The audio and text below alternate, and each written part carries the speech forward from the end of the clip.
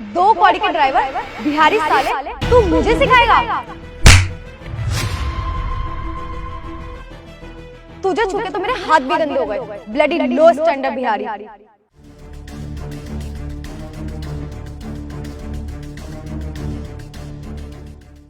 नमस्ते मैम साहब। तुम कौन? वो मेरे पिताजी ना आपके यहाँ ड्राइवर का काम करते हैं। कल रात को ना उनकी तबीयत बहुत ज़्यादा खराब हो गई, तो मैं ना रात में ही ट्रेन पकड़ के अपने गांव बिहार से यहाँ आ गया। ओह, बिहार से आए हो? बिहारी हो तुम? दिखा दी ना अपनी औकात। तुम जैसे ब्लडी लो क्लास बिहारी जब भी तुम्हें छुट्टी चाहिए होती है हमेशा बीमारी का बहाना बनाते हो। और तुम्हारे अंदर इतनी भी अकल नहीं है क्या कि अगर तुम काम पे जा रहे हो तो किस हाल में जाना चाहिए? अरे कम से कम प्रेस तो कर लेते। तुम्हें पता भी है मुझे कितने बड़े बड़े हाई स्टैंडर्ड लोगों से मिलना पड़ता है, कितनी सारी मीटिंग्स करनी पड़ती है, और तुम्हें मैं वहां लेके जाऊंगी तो मेरी इज्जत का फालूदा हो जाएगा। वो क्या है ना मैडम, रात को ना पिताजी की तबीयत कुछ ज़्यादा ही खराब हो गई थी, तो उनको ना अस्पताल ले जाना पड़ा। और सुबह उठ के टाइम नहीं था, तो जो मिला मैं वो पहन के आ गया। प्रेस करने का भी टाइम नहीं था, मैंने सुबह से कुछ खाया भी नहीं है। पर आप फिक्र मत करिए, अगली बार से ध्यान रखूंगा पक्का। मैडम ये गलती दोबारा नहीं होगी, हो सके तो मुझे माफ कर दीजिए। माफी? तेरी माफी का क्या मैं अचार डालूं? यू नो व्हाट, तुझे पता भी है वहाँ पर कितने सारे वीआईपी हाई स्टैंडर्ड लोग आ रहे हैं? तू कभी गया भी है? तूने वो शान शौकत रुतबा देखा भी है? वैसे मैं एक्सपेक्ट भी किससे कर रही हूँ? तो जैसे लोअर क्लास बिहारी से। तुम जैसे लोगों का ना यही काम होता है, रिक्शा चलाना, ठेली लगाना या फिर मजदूरी करना, क्योंकि तुम जैसे बिहारी कभी बाहर निकल के कोई बड़ा काम तो किया नहीं है।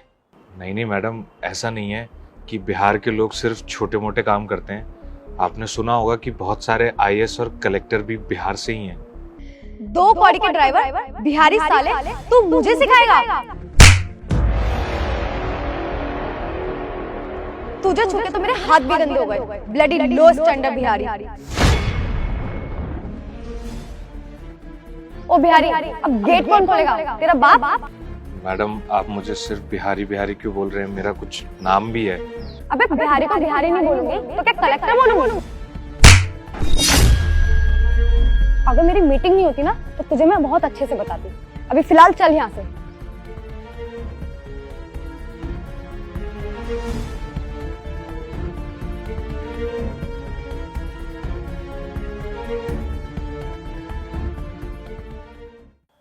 मैंने तुम्हें कल एक फाइल दी थी, तो दिखाना।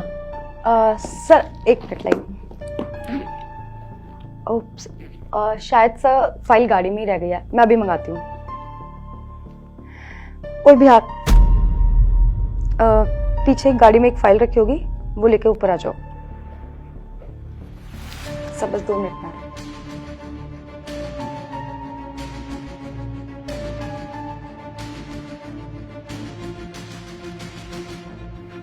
मैम ये आपकी फाइल। ये लीजिए सर।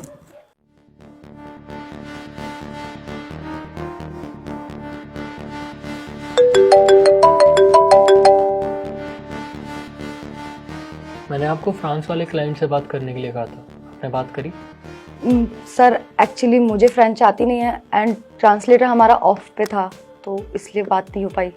तो यार ये मेरी सिरदर्दी नहीं है ना, मैंने आपको एक काम कहा था और वो आपको करना था। क्यों नहीं हो रहा है काम? सर एक्चुअली ट्रांसलेटर की तबीयत खराब थी और फिर इसलिए उससे बात नहीं हो पाई, क्योंकि मुझे फ्रेंच आती नहीं है एंड ऑफिस में कोई भी अवेलेबल नहीं था। कुछ भी हो, लेकिन मैंने आपको काम की जिम्मेदारी दी थी ना, और वो आपको करना चाहिए था।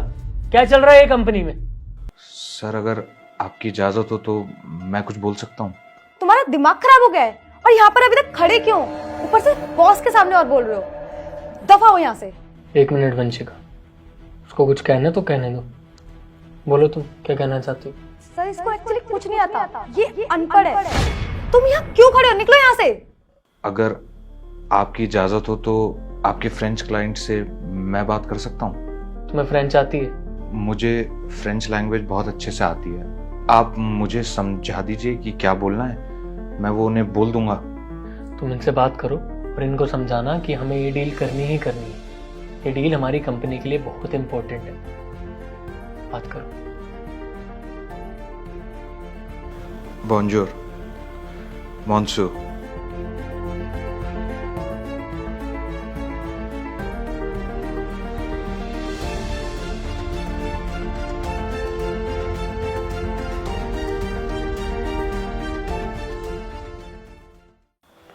वैसे तुमने इतनी अच्छी फ्रेंच बोलनी सीखी कहाँ से? वो सर, मैं इससे पहले ना गाइड की नौकरी करता था, तो वहाँ पे बहुत सारे टूरिस्ट आते थे, तो फ्रेंच भी बहुत सारे लोग आते थे, तो बस वहीं से। और मुझे फ्रेंच और इंग्लिश के अलावा बहुत सारी लैंग्वेजेस आती है, पर ये जॉब जो मैं अभी कर रहा हूँ ये मैं आगे नहीं करना चाहता। वो तो बस मैं अपने पापा की मदद करने के लिए ये कर रहा हूँ, वरना मैं तो खुद IAS की तैयारी कर रहा हूँ। अरे वाह, तुम तो काफ़ी टैलेंटेड हो। मैडम, अगर आप बुरा ना माने तो मैं एक बात कहूँ। आज सुबह जब मैंने आपको बताया कि मेरे पिताजी की तबीयत बहुत ख़राब है और उसी की वजह से मैं इन कपड़ों में आया, तो आपने मेरे से कितनी बदतमीज़ी करी। मैडम, आप जैसे लोग ना दूसरों की मजबूरी नहीं समझ सकते। यहाँ तक कि आपने तो मुझे थप्पड़ तक मारा। कहने को तो मैं भी आपको इस चीज़ का जवाब आप ही की भाषा में दे सकता था, पर मैंने ऐसा किया नहीं, क्योंकि मेरे ना वो संस्कार नहीं है। पर मैम, जो आपने मेरे बिहार और मेरे बिहार के लोगों के बारे में जो भला बुरा बोला है ना, वो मुझे बिल्कुल बर्दाश्त नहीं, और लगता है कि आप किसी गलत बिहार को जानते हैं। आज आपको मैं बताऊंगा कि असल में बिहार है क्या। तो मैम, आप क्या कह रही थी कि हम बिहारी जो होते हैं वो सिर्फ अनपढ़, गवार, गुटखा खा के थूकते हैं और सिर्फ ये छोटे मोटे रिक्शा चलाना, मजदूरी करना, सिर्फ यही काम करते हैं। कौन से ज़माने में जी रही हैं आप madam? For your kind information, हमारे देश के सबसे ज़्यादा IAS और IPS बिहार से आते हैं। और रही बात कंट्रीब्यूशन और अचीवमेंट्स की, तो उसके बारे में तो मैं आपको क्या ही बताऊं। ऐसी कोई फील्ड नहीं है जहां पे बिहारियों ने अपना डंका ना बजवाया। हमारे देश के पहले राष्ट्रपति डॉक्टर राजेंद्र प्रसाद, वो बिहार से। हमारे देश के तिरंगे में जो अशोक चक्र है वो हमारे बिहार का देन है। और क्या कह रही थी आप? गवार। आपको बता दूं, इस पूरे विश्व का सबसे पहला एजुकेशन हब नालंदा यूनिवर्सिटी वो बिहार की देन है। अरे कहां से शुरुआत करूं मैडम? एकेडमिक्स, आपको पता है हमारे देश के ग्रेट मैथमेटिशियन आर्यभट्टा, वो बिहार से। रिलीजन, बुद्धिज्म, जैनिज्म, इनका ओरिजिन बिहार से। And do you even know, Bihar gave us the world's first republic. अब जरा माइथोलॉजी की बात करें। वर्ल्ड्स ग्रेटेस्ट एपिक रामायण किसने लिखी है मैडम? वाल्मीकि जी ने। और वाल्मीकि जी कहां से हैं? बिहार से। और तो और मैडम, हमारे देश के ग्रेट एम्परर अशोका, वो कहां से थे? वो भी बिहार से थे मैडम। और तो और मैडम, हमारे देश के सेंटिमेंट्स जिन दो चीज़ों से सबसे ज़्यादा जुड़े हैं उनकी बात कर लें, क्रिकेट और सिनेमा। अगर क्रिकेट की बात करें तो महेंद्र सिंह धोनी, वो बिहार से। और सिनेमा की बात करें तो मनोज बाजपेयी, पंकज त्रिपाठी, सुशांत सिंह राजपूत, वो भी बिहार से। और सुनाओ मैडम, आप सुन पाओगे? अगर मैं सुनाने पे आऊं ना तो मैम वक्त, दिन, महीने, साल कम पड़ जाएंगे, लेकिन बिहार के अचीवमेंट्स और कॉन्ट्रीब्यूशंस नहीं। और वो कहावत तो आपने सुनी ही होगी, एक बिहारी सब पे भारी। बहुत अच्छा लगा सुन के कि तुम अपनी फैमिली के बारे में इतना सब कुछ सोचते हो। वंशिका, ये मैं क्या सुन रहा हूँ? आप कैसे बात कर रहे हो इससे? हर इंसान अमीर गरीब हो सकता है, कोई ज्यादा कमाता है, कोई कम कमाता है, और तुम इसे इसके कपड़ों से जज कर रही हो।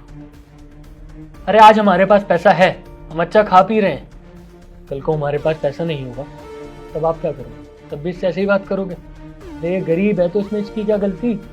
And for your kind information, civil right act 1964 number 7 के तहत अगर आप किसी के धर्म, जाति, कलर को लेकर उसका मजाक बनाते हैं ना, तो आपको 5 से 7 साल तक की सजा हो सकती है। It's a punishable offence. आ रही है आपको समझ? और कानून तो आपको बाद में सजा देगा, पहले सजा मैं दूंगा आपको इस ऑफिस से निकाल कर। यू आर फाइर्ड, जा सकती हो। Sir. I said leave right now. जी sir.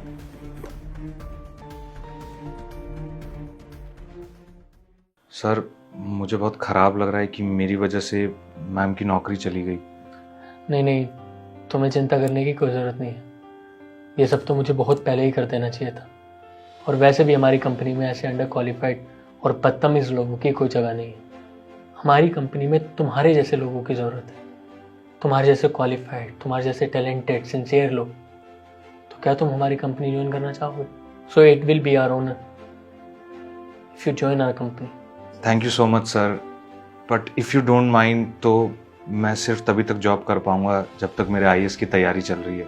But thank you so much for your offer sir, it really means a lot to me. Sir क्या मैं आपसे एक बार हाथ मिला सकता हूँ? हाथ नहीं मिलाऊंगा तुमसे, गले मिलूंगा।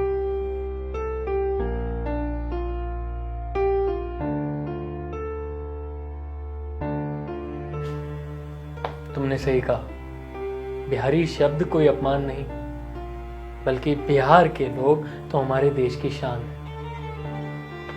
Proud of you.